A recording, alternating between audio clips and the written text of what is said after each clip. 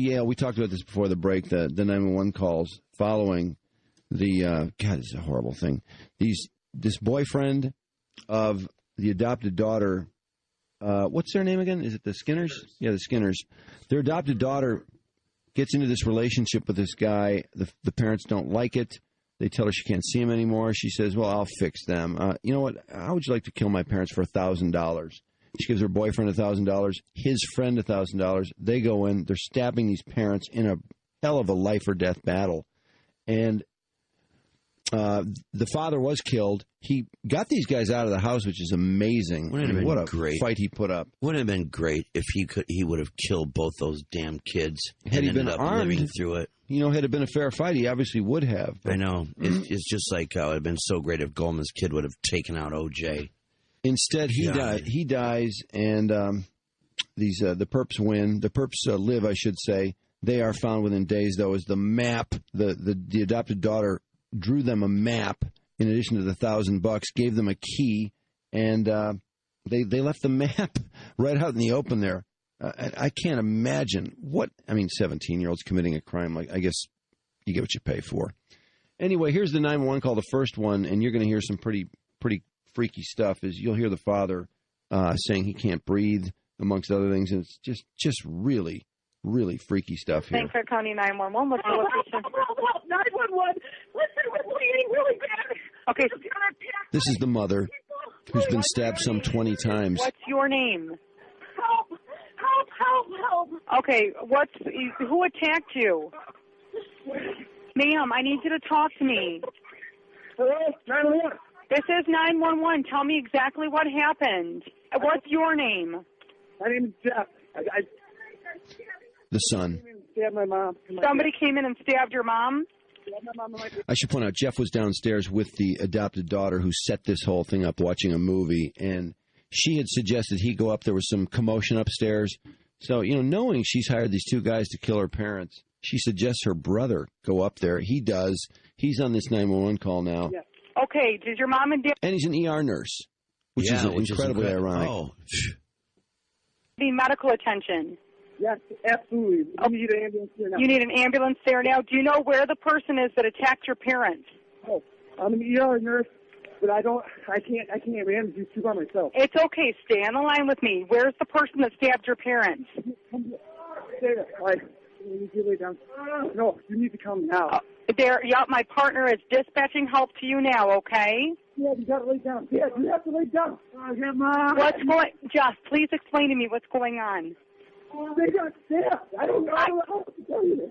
She's not helping this guy at all. He's already told her he's an ER nurse. She's trying to fill out a questionnaire, and this guy is he's completely overcome with adrenaline, trying to save two people. She can hardly speak through the heart-pounding adrenaline of it all. First of all, she sounds annoyed when she's not getting the responses she wants, which is bull crap. I mean, this guy, for Christ's sake, this guy's trying to take care of his two parents who have been stabbed. And then you can hear that the father is really struggling. And he's trying to take care of him. He's trying to order him, Dad, do this. And meanwhile, she's yelling at him to give her. Oh God, I can't imagine how difficult this would be. Yeah. What's that? So wouldn't you almost want to hang up on 911 and call him back again, hoping to get a different operator? Just drop the phone. I don't think he's got time to do that. But just drop the phone. Yeah, that's what I think he probably did. Yeah. Okay, just talk to me. Okay, we're getting help en route to you. You've been stabbed in the chest. Okay, well we need to control the bleeding. Okay. Just stay strong for me. We got help en route to you, okay? We got officers en route to you. We're going to get... Did you not hear him say he's an ER nurse? I know. That's just it. They're coming, sir, okay? Is your mom and dad both awake? Jeff? Jeff, they're en route to you, sir. This woman who just keeps constantly trying to finish her questionnaire, I mean, she's got to figure out a couple of things. Is the perpetrator, is he on site, so that they can notify the police? Are they going to run into a guy with a gun, a knife, or what? Or are they off the premises? I get that. Sometimes they try to talk a little rough because they know people are going into shock, and it's a crazy. They're trying to snap people around to getting information, and so they have their different techniques. But the thing of it is, this woman isn't listening. No, she didn't hear him say he's an ER nurse. No, obviously, no. I mean, at one point she talks about we've got to stop the bleeding. Well, he knows that he's an ER nurse also. He's already told her. You can hear him say, "Dad, you need to lay down. Dad, you need to lay down." So why would you say, "Are they awake?" It's like you already heard that the guy's in motion. He's trying to save his father. Of course, the guy's awake. He was in motion a minute ago. If she's really listening, and also over and over and over again, she's asking what the problem is. He's told her repeatedly that they've been stabbed, and she keeps asking these same damn questions. She just doesn't listen. No, she's not. I don't know. You gotta listen. I mean, you might get the information once out of somebody. I mean, and she's just not. I don't know. That's what's so frustrating. And she's talking too much. Just let the guy do what he's trying to do. But she's just peppering him with this, that, this, and the other. Do your parents awake? I can't breathe. Yes, my dad is. I can't breathe. What? Okay. Oh my is that your God. dad saying he can't breathe? Yes. What is your mom? Is your mom awake? He's upstairs. My dad's upstairs. Okay, I can hear your dad calling for help. Is your mom awake? I can't breathe. She just talked to the mom. A moment ago. Jeff, I can hear that he can't breathe. Tell him we have help she's on not the way. listening. She's not getting it. Jeff, tell him that help's on the way. Where is your mom at Of right course, now, help's Jeff? on the way. For Christ's sake, Okay, God. do we know if your mother is awake? She is awake. She's okay. Is your mother stabbed?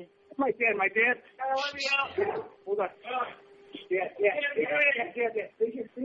Jeff, we need to know, did your mom this get poor stabbed? dad. or I what? just feel God. so bad. I know, and to know he didn't make it. Do you know God where damn the it. person is that stabbed your parents? No, I do not know. You do not know. Is anybody else there with you besides you and your parents? And my neighbor. He's helping. Okay. Sir, help's on the way. Do we know where the weapon is that was used? I'm going to get my little sister. Talk to him right now. Sir? Oh, my God. Ma'am? Yes.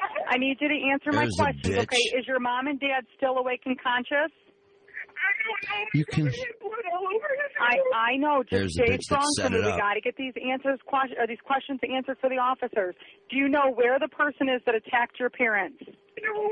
What's your name? I was in the basement with my Okay, what's Yeah, okay. This is all pretty much fake from this point on Yeah. because you're listening to the girl that set this up, that paid the two perps $1,000 apiece to come in and stab her parents and create this. Is this the most incredibly? I mean, what a scene this is! I know it. It's If you've ever wondered how much terror it is to be a crime victim like this, oh my God, does this bring it home? Oh, you're not kidding. The thing of it is I think we decided yesterday that if we didn't know what we know, she was putting on a pretty good performance. But now that we know what we know, you can Yeah, it doesn't seem you as can good. see like, oh, wait a minute. A lot of people yesterday thought that the 911 operator was beginning to suspect something because she had asked a couple of pointed questions. But isn't that because like, we how know? did you know that or something like that? But I don't think the 911 I don't operator think had a so either. clue as to what was going on. But you know what? I do think that she slipped the perp, the daughter who set this up. I do think she slipped on a couple things. I'm going to have to listen a little more carefully this time. Okay, hold on 1 second. Okay, what's your name? Yes, Skinner. Okay, so your father is where? My father's upstairs and my brother's trying to help him. My brother's Where's your mother at? I don't know. I think she's upstairs in the bathroom or something like that. I don't know. I haven't gone upstairs. I saw blood on my brother's hand. You saw blood. Okay. Do we know where the people went that stabbed your parents? Oh, nobody saw them. Nobody saw them. Do we know where the weapon was that was used? No, because my brother and I were downstairs and I just heard people yelling and screaming upstairs. And then I told my brother to go upstairs to see what was going on. And I'm guessing they were gone because my brother's trying to help myself. Wait a minute. Hold it. Now, this is where we were wondering about this yesterday. Did she say that they were gone? Twice. Yes. Because as we point out, that shows that she knows that there's more than one perpetrator, where she shouldn't know that because she was downstairs for all of this. That's damning right there. That's a huge, of course, again, you've got a 17-year-old who has just set up the most ill-fated crime to hire her boyfriend, who's probably never done anything like this, and his friend to do this. And his friend, did you see his friend at the arraignment? Yes. Is that the most freaked out human being you've ever seen in your life? Absolutely. Yeah, these guys had no idea what they were in for when they did this. And she probably didn't either, because I think she's about half scared and half acting, and that's why she screws up and says that. Well, Was it twice? Did you hear it twice? Yeah. Because it's a little hard to understand, but I thought I heard it at least once. Yeah, definitely. She absolutely does, and that is a huge screw up right there. And also, I think if somebody is in the middle of a medical emergency, especially both your parents, blood all over the place, one's definitely dying. For all you know that the second one's going to die as well. I mean, at that point, it seems to me it's all about trying to save somebody's life, and you worry specifically to the medical problem. It seems to me, as you'll hear, she spends a lot of time. She starts getting into, I was in the basement, I was doing this, I told my brother to do that. She's setting up her story. All the case she's telling her story. Yeah, she's telling her story. And to me, wouldn't you think, Drew, if you're in the middle of something, people bleeding, dying, it would be all about the medical issue? I mean, I don't know. I just can't imagine getting into all these other facts. No, I think people who are involved in crimes do that. They try to set up their alibi. Remember the guy, and this is very recent, and just a horrible story, the scalded babies. Oh, God, yeah. And he says, I was sleeping, and they know how to get out of the crib, and, blah, blah, blah. And it's like, no, you don't. They don't need to know all that. And you wouldn't be thinking about all that. You'd be thinking about nothing but how do I help these kids? That's right. That is exactly right. So you told your brother to go upstairs and help when you heard screaming? I heard screaming, and I ran to the couch, and I said, go help, because I heard screaming, and my brother ran upstairs, and I'm assuming he called you, and he just told me to stay down here, and I did, and then he handed the phone to me, and his hands were all bloody. Okay, there should be a Yale officer outside. She sounds ridiculous. Yeah. I understand. Do you know any injuries or anything that's wrong with your mother? No. Okay, just stay in the line with me. You're giving me good information. Can you tell me what you heard when you were in the basement? I just heard yelling and then footsteps running down the stairs, a bunch of footsteps running down the stairs. And then I heard my dad come down, and now they're yelling, hurry, hurry, and I'm really scared. Okay. And you did not see anything that happened? No, because we were both in the basement. Do you know who was in the house with your parents? No, nobody was supposed to be in the house. Nobody was supposed to be in the house with your parents? Okay. I have to go upstairs. No, you can stay in the basement if you are not. Do I have to go upstairs? Oh, my God. Up.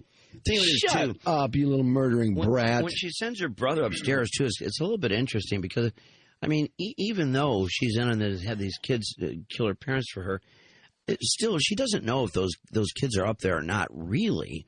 I mean, that brother being sent upstairs, kind of interesting. Maybe in the heat of the moment, she thought it was going to be. I think you were saying yesterday, in an ideal thing, they would have been killed in their sleep. That would have been it. The kids would have gotten out of there, gone home, smooth as could be. They find them in the morning when mom and dad don't come down for breakfast. It's like, oh, where are mom and dad? And then we go up there and discover this horrible thing, and then the little act starts. Right, and instead, this whole thing is come unwound, and now you've got one parent that's going to survive to absolutely identify the people. Possibly, she doesn't know that. Well, they were wearing something on their heads. Yeah, apparently. So the ID part might be a little tricky. Yeah, but at least she can say the size of the two guys. Yeah, she can at least say that there were two people, how tall they were, da-da-da-da-da-da-da. Well, they've got the map, too. They have the map that Tia drew. So, in her handwriting. This is maybe not a slam dunk, but I would imagine this is not going to be the toughest case. No, and she doesn't know for sure that those kids are out of there at this point. She has no idea what's unfolded upstairs.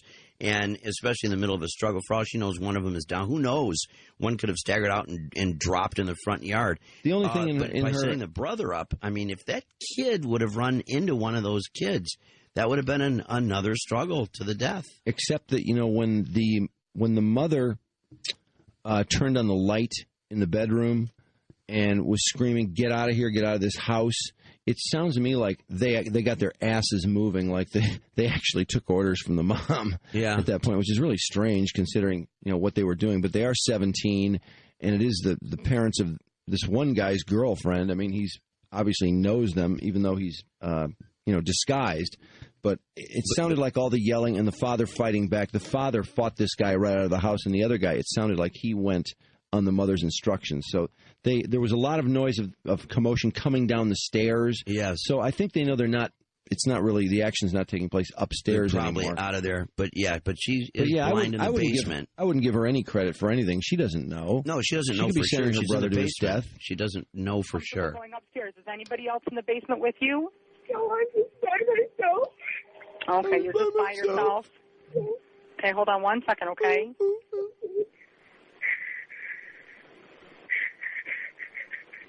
We have her original call, too. All right, sorry about that. I was just updating my partner, okay? Is there anything else you can tell me? I don't know anything else. I hear footsteps upstairs, so I'm assuming they're doing something that I'm not going to fix. I'm afraid my brother's alone. Just stay on the line with me. So what you're The other saying thing is that your parents were alone the upstairs, emailer you points and your out, brother were downstairs, and there was nobody else in the house? and I think it's true. He said that the reason why she didn't want to go upstairs and all that stuff is she doesn't want to. She's ashamed of what she's done. She doesn't want to see her parents dying in front of her face, knowing it's her fault. Yeah, not to mention Gutless, as he says, Jeremiah. the parents not being dead. How does she know that one of her parents who are alive at this moment didn't pull the mask off the guy's head and knows who it is, and all of a sudden, that's right. Because somebody's alive who's not supposed to be. That's right. One side of the basement, and he was on the other, and I just yelled, help, go help him, because I didn't know what was going on. Yep, absolutely. The original call, that's just about over here, but the first call made to 911 was from her, and it was a little over 2 minutes. 911, what's the location of your emergency? She actually picked up the phone on the tail end of her mother's call to 911. Her brother's on the phone, and then she's on at the very end. That's what you just heard. This is the original call she made. Okay, ma'am, what is going on? I don't know. I'm out of the basement.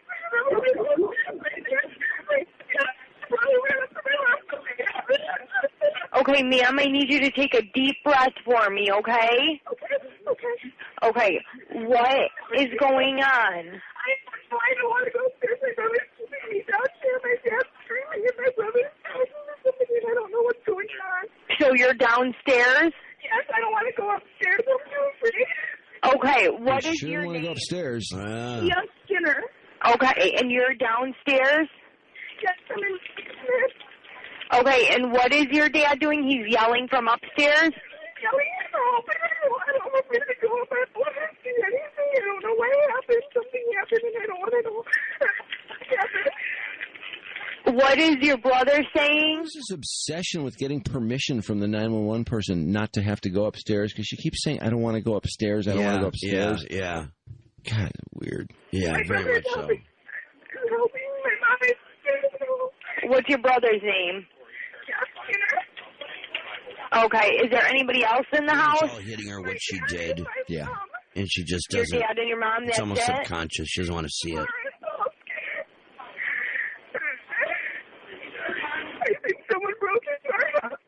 Okay, I want you to hold on for 1 second and don't hang up, okay?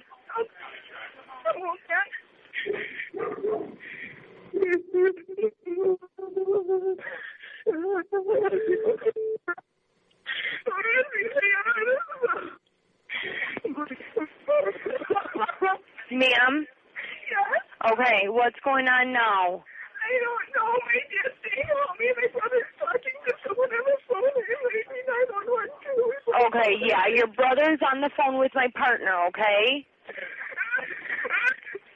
Take a deep breath for me. Okay. Okay, and where was everybody? My brother and I were downstairs, and my parents were up at the top part of the house. And I heard running, and then my dad screaming. And I told my brother to go upstairs and see what was going on. Okay. Oh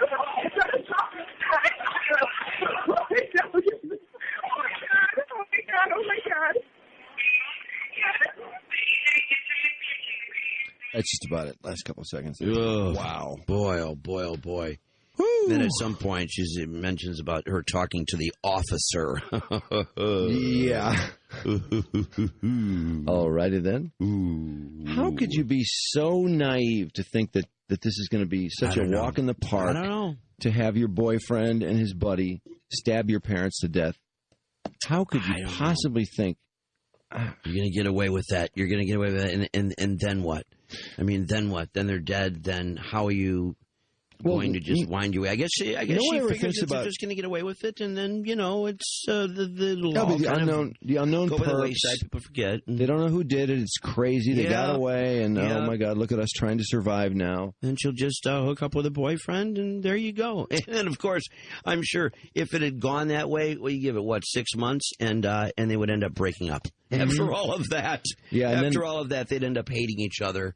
And then they both have something over the other. And, yep. But eventually, in a lot of those cases, too, one of the two will freak out and have to tell someone. Oh, yeah, and definitely. Usually there's one strong person and one weak person. Yep. And, it is just incredible, the though, guilt to think takes over. That in front of this, and of course you do have the hormones at work here, these two people who think they're so crazy about each other, and, maybe they are as much in love as any 17, 18-year-old can be.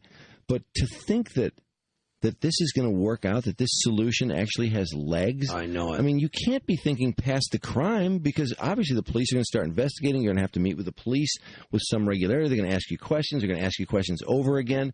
I mean, you've seen movies. You've seen crime shows. You know how this goes. Oh, yeah. Not to mention DNA and sure. You left something at the scene, maybe a couple hairs. That's what I mean. I just don't think at that age, in the times in which we live now, I think there's so much exposure to how crimes are investigated. Kids like that have seen enough newscasts and aware of enough murders. 2 episodes of CSI, and you know how tricky this is. That's right.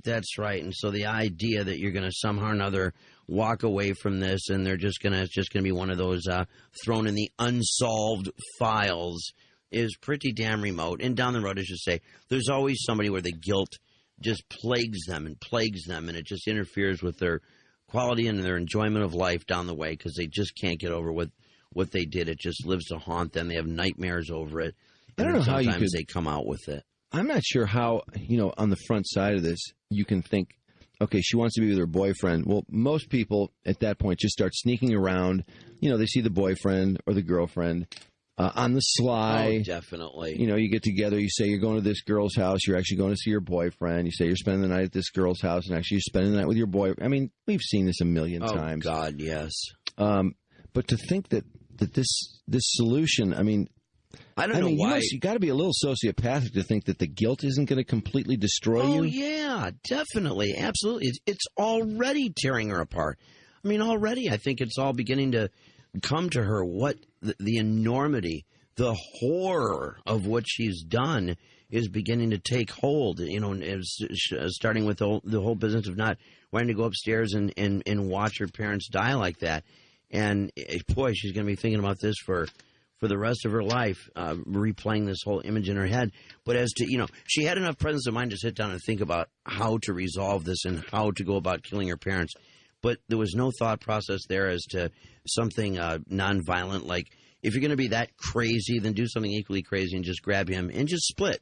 Get in the car and just take off. Just get some money, borrow some money, like she found a couple of grand. Probably, as somebody said, probably borrowed that from her damn parents. I tell you, and then just take off. Just go live with them. Just go off and be together somewhere.